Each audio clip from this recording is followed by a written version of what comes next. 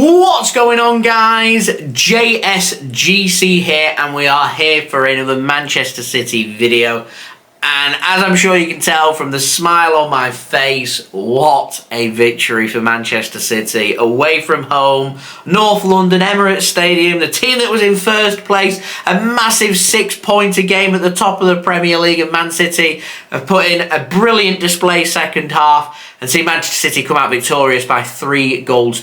So we're going to digest all the talking points with my match analysis, match reaction and match review of this game. But before I do crack on with this video, make sure, like always, if you are enjoying the content, do subscribe to my channel. Also, don't forget social media links. They're in the description below and sliding across at the bottom of the screen if you want to go and follow me on my Twitter and Instagram. TikTok link also in the description if you want to go and follow me on there. Email also in the description if you want to hit me up for any sponsorships for any videos or any general business inquiries. Leave a thumbs up too if you do enjoy this video. 100 likes is the aim. Do let me know your thoughts, what you make of Manchester City's victory against Arsenal in the comments below. And finally, a big thank you to GT Player for sponsoring today's match review. Sent me this limited edition Manchester City chair. They've got plenty of chairs for you to go and check out. The links in the description. You can use code JSGC5 and that will give you 5% off all products on their website. So let's crack on with this video. And I think we'll start first with the team lineups. I think the biggest call we had was from Arsenal. Thomas Partey out injured. The news broke a couple of hours before kickoff. So Jorginho came in instead for Arsenal. And that, to me, was a big loss. The fact that City had Haaland fit and ready to go for this game, and they're missing out on Partey. They're two big team selection decisions that have, well, they've gone against Arsenal for this game. And Man City capitalised on every part of that and ended up coming out with a massive 3 points that sent City to the top of the Premier League. Of course, Arsenal do have the all-important game in hand, so still plenty to play for, but certainly momentum starting to swing away from Arsenal and towards Manchester City. For Manchester City, went with near enough the same team. It was Aymeric Laporte, unlucky to miss out, and Nathan Ake got the nod instead. Doesn't surprise me with how well he did against Bukayo Saka in the FA Cup, and he was given the nod instead. Other than that, Man City went with the same starting 11 that did the job on Aston Villa. And what we've seen here, first half against Villa, excellent. Second half here against Arsenal, excellent. A reoccurring theme here is we're looking like we're starting to get a settled 11, not too much rotation, keeping legs fresh, and most importantly, the players look motivated. They look like they want to go out there, they have a point to prove, and they want to win. And before these Premier League charges came about, I feel like the atmosphere around the dressing room and around the players was a bit down and out and going through the motions, and the players have just needed that spark to fire them up. And I feel like these Premier League charges, even though it doesn't sound like a great motivator, seems to have just done the trick for City. It's angered City into making a response to showcase that we are a brilliant team. And what Man City need to do now is they've started to get this momentum, is keep this momentum going for as long as possible. And the difficult part here for Arsenal is once this City machine gets going, it's very difficult to stop. And City now need to make sure they follow up this win with a win on Saturday against Nottingham Forest. That's what Manchester City need to do. Arsenal now gone 4 games in a row without winning. That's huge, and they need to try and rectify that as quickly as possible, because if they don't, then you can see in 2, 3, 4 Premier League games time, if City can win all of them games, then the Premier League title race has gone from Arsenal potentially being 6 points clear with a game in hand to play to all of a sudden finding themselves 6, 7 points behind. And all of a sudden it becomes a very tall order. And you cannot afford to let this City team get on top. You cannot afford this City team to be allowed a lead to build on, because if they do, it becomes very difficult to stop. So this is a huge victory for Manchester City and a massive 6-pointer. Are we seeing the wheels come off the Arsenal title push? That remains to be seen. Now, Arsenal are a very good football team.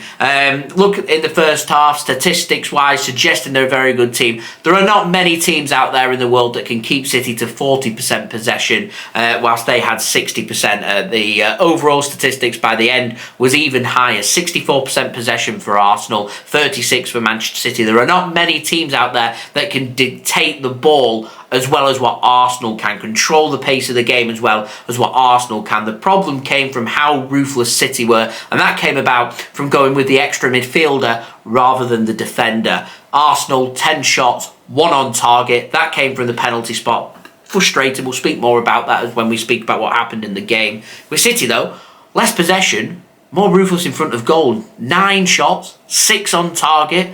3 goals, they made things happen. This was a very good display by Manchester City. I'm sure City will want more control, more possession and everything, but when you're going in these big important games, the only thing that matters is winning the game. No other stats matter, just the final score, and that is what City have. Give me their final scores over possession every day of the week. Now, in terms of my match review for this game, neither team were creating too much. However, City managed to get their first opportunity and scored from their first opportunity with Tomiyasu put under pressure. His pass isn't very good. De Bruyne sees Ramsdale off his line, goes first time, doesn't even take a touch, goes to lob him, gets it absolutely perfect over the keeper and into the back of the net. Before that, City were giving passes away in important areas and it wasn't linking up, and all of a sudden, one mistake, City capitalise upon it and it starts to click together, and City look pretty good for their lead, and City held the lead for nearly 20 minutes.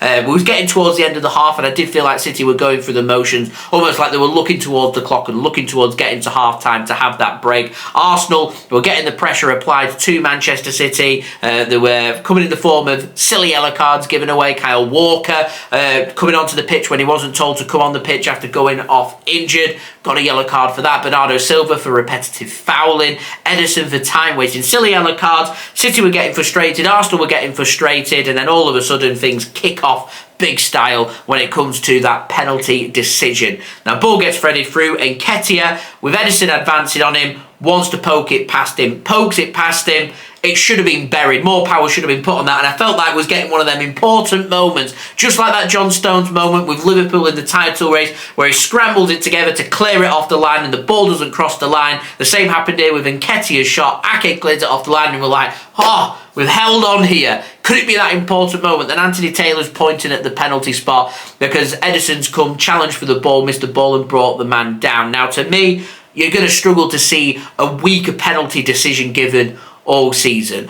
I don't see what else Ederson can do. He's one-on-one with the challenge. The attacker gets there first. The attacker gets his shot away. Now, if Nketiah knocks it past Ederson and Ederson stops him from the attack and brings him down, fine by me, that's a penalty. However, that isn't the case. He gets his shot away, and there's nothing else Ederson can do. There's going to be an impact, and he gives a penalty. I thought it was weak. That was my honest opinion. Then Ederson's pointing to his right-hand side, wanting Saka to put it there, and that's where Saka puts it, and Ederson dives the wrong way. Makes a fool of Ederson there, and Arsenal find the equaliser, and I actually thought 1-1 was a fair reflection on that first half. Second half, City, although had less possession, looked much stronger, much fitter, much more motivated, and better. Arsenal created absolutely nothing in that second half. It was all about how good Manchester City were, and City were huffing and puffing, and there's been times this season where we haven't found that goal, but we did find it. We did get a penalty before we found that goal. Erling Haaland was a foot offside, so we didn't get the penalty. Stupid challenge from Gabriel. Arsenal, warning signs were put there, got away with it, didn't learn their lessons, carried on faffing around at the back. They got punished, ball gets squared across, rolls across to Ilkay Gundogan, he lets it roll to Jack Grealish via a deflection, put into the back of the net, and it'll do Jack Grealish the world of good, because Grealish can say in a Premier League 6-pointer against a decent team away from home, he's got that all-important goal. And this is the point now where I want to see Jack Grealish really push on for Manchester City. He's got it, he's got the quality. Now he can start applying it more and more, and we can start to see the very best out of Jack Grealish to show why Man City spent so much money on a fantastic football player. Good finish. Very important goal for Manchester City. Gets that ball rolling. And City, unlike at Old Trafford where we found that goal and stopped playing and allowed Man United back into the game and they came out with a 3 points, we pushed for that killer 2-goal cushion. Lesson learned. Erling Haaland given space. Again, Arsenal faffing around with it. De Bruyne has played into space, just rolls it across. One touch from his left foot for Haaland onto his right foot. There's space and just rolls it past Ramsdale into the back of the net. 3 goals for Manchester City. 3 points and we're now top of the Premier League. I'm going to repeat that. We are top of the Premier League. Things you absolutely love to see. Brilliant performance from Manchester City. There's still a long way to go. 15 Premier League games. 15 cup finals. If we can match the intensity that we matched in the second half of these 15 games, we will win all 15 games. And all 15 games, then 45 points, will send us on to 96 points. We'll win the Premier League. I personally feel 85 towards 90 points. The more closer we get towards 90 points, the more chance we stand of winning the Premier League. So realistically, we're probably looking at 12 out of the 15 need to be won, as long as one of them is against Arsenal. Keep an eye on United. We're 5 points clear, certainly not out of this title race. What's important now, big game away against Nottingham Forest on Saturday. It's a must-win game. No point in beating Arsenal today if we're going to drop points in them games. Must-win game, that one. City need to turn up. And back in the boys, they're looking good. They're looking full of confidence. They're looking sharper. They're looking better. They look like they want to win the Premier League. And that's all we can ask for.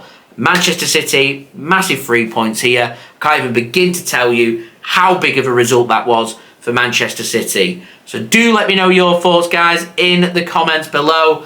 Leave a thumbs up as well if you are enjoying the content. 100 likes is the aim. Subscribe if you're new around here. Press that red button, press the bell and put your push notifications on.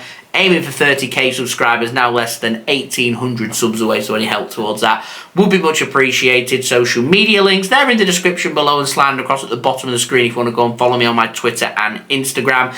Email also in the description too if you want to hit me up for any sponsorships for any videos or any general business inquiries. TikTok link also in the description too if you want to go and follow me on there. And finally, big shout out to GT Player for sponsoring this video. Go and check them out, links and details there in the description, and I'll see you all again real soon for the next Manchester City video. So I've been JSGC. Thank you everyone for watching. I hope everyone is safe and well. Peace.